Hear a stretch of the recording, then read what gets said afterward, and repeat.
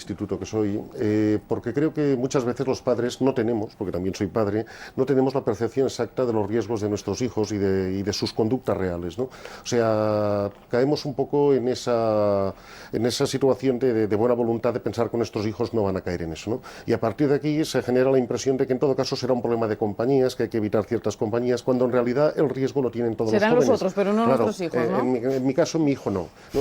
Y claro, esa suposición a priorística de que mi hijo no hace que se baje la guardia y por tanto no se preste atención, no se esté educando al hijo en ese sentido, no se esté insistiendo y no se esté controlando. Y hay que ejercer control, porque los jóvenes, los adolescentes, evidentemente, necesitan normas, necesitan que se les repitan las pautas de conducta, lo agradecen aparte y por tanto hay que seguir insistiendo. En el momento en que los padres nos relajamos y bajamos la guardia es cuando realmente este tipo de conductas se pueden favorecer. Es por omisión, o sea, no es por acción, pero en cualquier caso hay una responsabilidad importante, sin evidentemente dejar fuera las obligaciones de la escuela, de la administración pública, de las autoridades, en definitiva del conjunto de la sociedad, que las conclusiones de la ponencia van en esa dirección, de implicar a todos los sectores. Pero insistiría en el tema de los padres, porque en casa se puede hacer mucho. Sí, quizá también por un problema de falta de autoridad, como apuntaba una de las ponentes psiquiátrica de la clínica de Exeus, creo que les contaba casos de padres que tenían que tolerar que sus hijos plantaran marihuana en casa porque temían prohibírselo.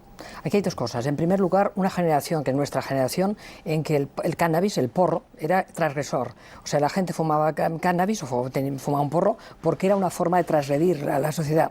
Una forma, se enlazó con un falso progresismo, por decirlo de alguna manera. Nuestra generación, en una forma de romper barreras, fumaron porro. No es lo mismo porro transgresor de una época, de los años 90, por ejemplo, que actualmente los niños están fumando porro antes de entrar en clase. Piensa que algo que los padres desconocen es que el tanto por ciento de fracaso escolar en España es mucho más alto, precisamente porque los escolares fuman porros. Pero es que además, en algunas ocasiones, los mismos padres les han enseñado qué es un porro a sus hijos. Y hablo de porro porque es el léxico habitual que utilizan. Y estamos hablando de cannabis, evidentemente. Pero es precisamente los padres los que no lo han visto como mal. Lo han tolerado porque para ellos un porro una vez de cuando en cuando era normal.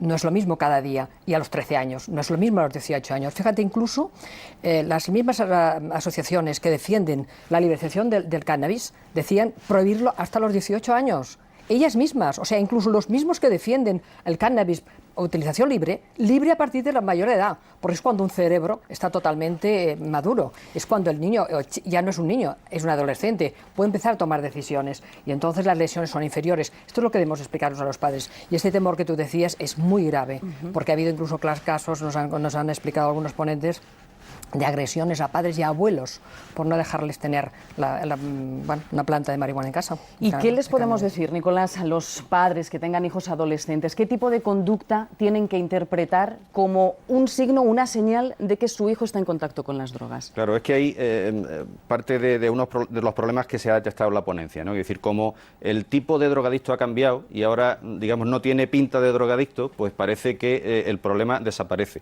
Y eso lleva a la percepción generalizada de que no hay problema porque no se detectan síntomas externos, ¿no?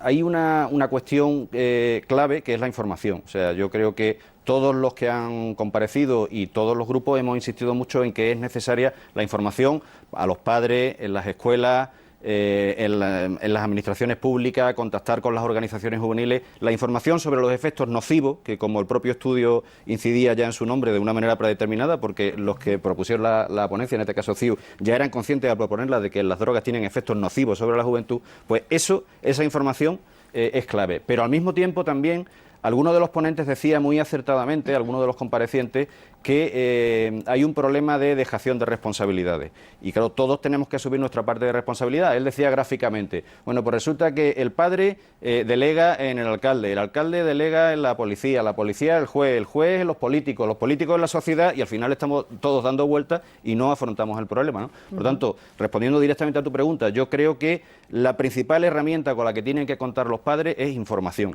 sobre cuál es el tipo de droga que se está consumiendo, cuáles son los efectos que producen sobre su hijo y qué efectos tienen sobre la salud de sus hijos, porque sin información es difícil que puedan hacer frente al problema. Y, por ejemplo, sospechar si su hijo suspende reiteradamente, porque como nos mencionaba ahora Nuria, nada menos que el 30% de los chicos y chicas no llegan a terminar la ESO y ese es un porcentaje que duplica a la media de la Unión Europea. Ustedes ya grandes conocedores de este asunto, ¿qué parte de los casos de fracaso escolar creen que se debe achacar directamente al consumo de drogas? Los expertos hablan de un 13%. 13%. Ellos. Más allá de las cifras que se puedan hacer o se puedan dar, es evidente, o sea, que el cerebro se resiente ante el consumo de drogas y eso es evidente, está demostrado empíricamente y científicamente. Yo creo que es fundamental la detección precoz y puede ser desde el ámbito de la escuela, a través del fracaso escolar, el resultado en la propia familia.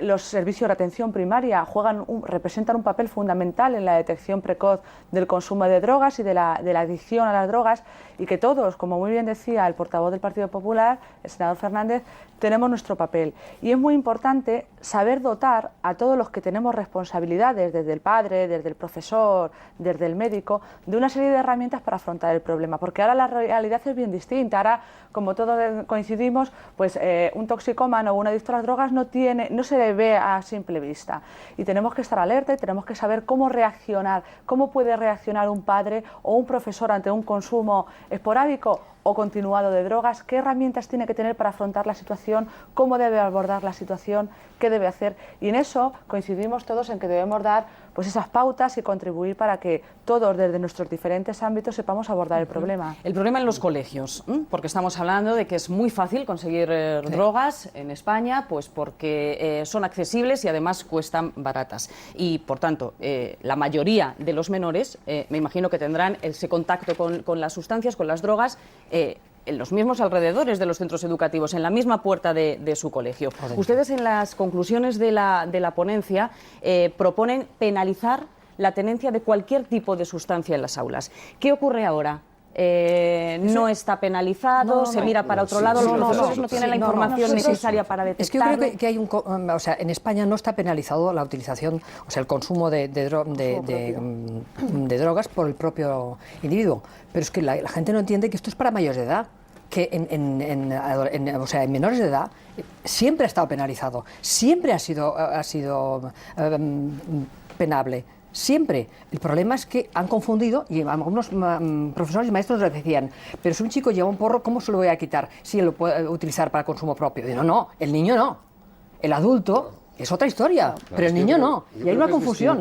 La tenencia del estudiante en el centro, que hay mecanismos de disciplina para poder actuar y hay que usarlos. Hay que invitar al profesorado y a los directivos de los centros escolares a que usen los mecanismos que tienen, ¿no? Otra cosa es el comercio, el tráfico de drogas en los alrededores de los colegios, que se da, hay que reconocerlo, y entonces aquí sí que tiene que haber una actuación más decidida seguramente de las distintas administraciones. La propia dirección del centro, si detecta esta situación, y luego deben actuar evidentemente pues el Cuerpo Nacional de Policía, si es que tiene que actuar, si es la Guardia Civil en una zona rural, la Policía Local si la hay, y evidentemente hacer operaciones concertadas. Yo las he visto hacer, yo soy alcalde de una ciudad, en Tortosa, y hemos hecho alguna operación en algún caso en ese sentido, y eso funciona, porque en realidad es el sitio donde evidentemente los traficantes que trapichean, si se me permite la expresión, con el cannabis sobre todo, con este tipo de drogas que ofrecen a los más pequeños, evidentemente tienen cerca de los colegios, de los institutos, su mercado más importante, y por tanto hay que hacer una vigilancia y una represión especial en esas zonas, ¿no? Aquí es donde hay que poner un énfasis especial, creo yo.